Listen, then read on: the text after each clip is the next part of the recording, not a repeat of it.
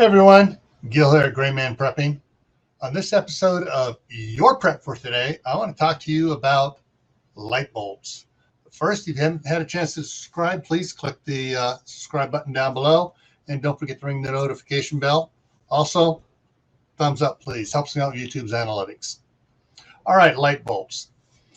Now, some of you, I know, are going to say, well, I just changed everything out to LED. They're good for 5-10 years. I don't need to worry about light bulbs. Come on, guys. Think. Are the lights actually going to work 100% for 5 or 10 years? Or could there possibly be a lemon one in it that after a year and a half it's going to go on the fritz? You know, it's always a good idea to have extra light bulbs around because, hey, you never can tell when something's going to happen and a light is going to go out. Now, one of the things a lot of people prep for is power outages.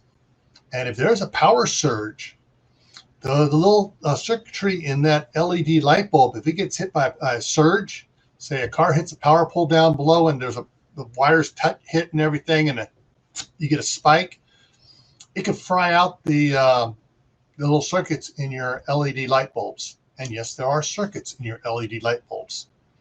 Something else that can take out your LED light bulbs, if we happen to have electromagnetic pulse, that could fry all your electronic circuits. So all your lights that are LED are going to go and no more light. As well as LEDs, both power spikes and EMPs can damage your fluorescent lights and regular incandescent lights.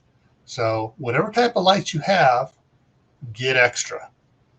Because, hey, they don't expire. They don't have a best use by date on them. They're good until you use them up. So get extra light bulbs, get them stored, get yourself prepared, all right? So as always, stay happy no matter what life throws at you. Stay safe. Don't do anything foolish. Keep on prepping, and I'll see you in the next video. Take care.